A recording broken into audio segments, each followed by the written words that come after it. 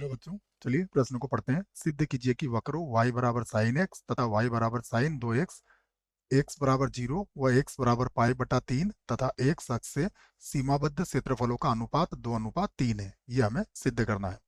प्रश्न को हल करेंगे उसके पहले मुख्य अवधारणा लिखेंगे। तो अवधारणा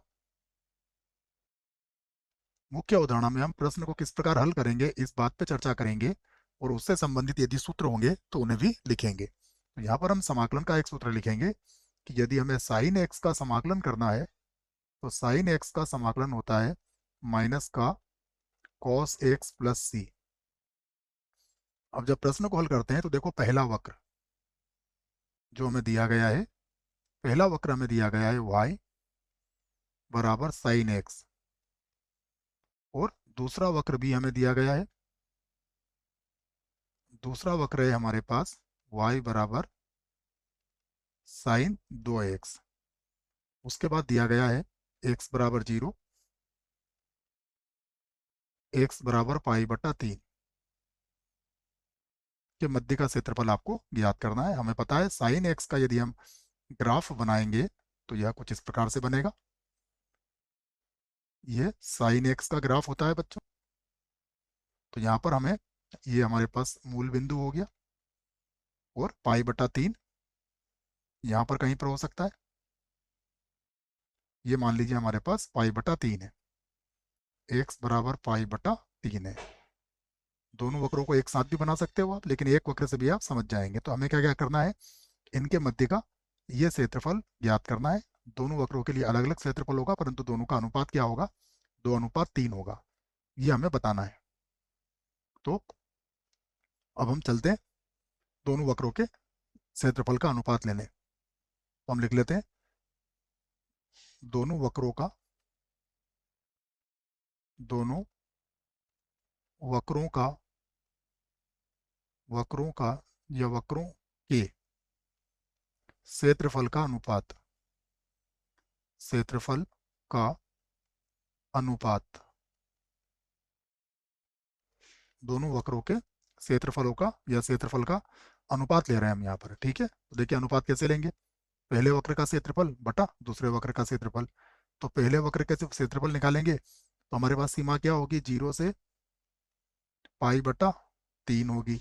और यहाँ पर y का मान क्या रखेंगे हम, पहले वक्र से साइन एक्स डी एक्स, और बटा उसके बाद फिर से सीमा तो वही होगी 0 से पाई बटा 3, और दूसरे वक्र में y का मान क्या आएगा, साइन 2x और डी एक्स। बस इसे हल करना है आपको। आपका अनुपात क्या आना चाहिए, 2:3। तो इसको यहाँ से हल कर लेते हैं। बराबर साइन एक्स का होता है माइनस का कॉस एक्स, और इसकी सीमा कितनी है, 0 से पाई बटा 3, बटा यहाँ पर देखिएगा ये हो जाएगा माइनस का कॉस 2x, और बटा 2 भी आ जाएगा, और सीमा क्या होगी इसकी, 0 से पाई बटा 3। माइनस से तो माइनस कट ही जाएगा। ये जो 2 है इसको हम ऊपर लिख लेंगे, ये 2 ऊपर आ जाएगा, बटे के बटे में है तो। और अब सीमा रख लेते हैं। सबसे पहले पाई बटा 3 रखेंगे तो कॉस 60 डिग्री का मान कितना होता है, 1/2 के बराबर होता है। माइनस कॉस 0 का मान कितना होता है, 1 होता है, बटा माइनस से माइनस तो कट ही गया है, कॉस पाई बटा 3, तो ये 2 पाई बटा 3 हो जाएगा। कॉस 2 पाई बटा 3, इसका मान कितना होता है, -1/2 के बराबर। तो ये हो जाएगा माइनस का 1/2, और कॉस 0 का मान कितना होता है, 1। ये भी हमने यहाँ लिख लिया।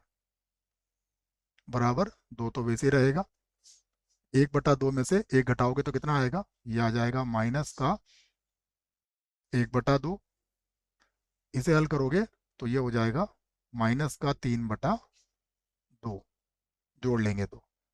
अब आप स्पष्ट रूप से इस बात को कह सकते हो, माइनस से माइनस कट जाएगा, 2 से 2 कट जाएगा, कितना आ जाएगा, 2/3। तो हम कह सकते हैं अतः अतः अभिष्ट अनुपात अतः अभिष्ट अनुपात कितना हो गया, 2:3 है। और यही हमें सिद्ध करना था। आशा करता हूँ बच्चों प्रश्न का उत्तर अच्छे से समझ में आया होगा। धन्यवाद।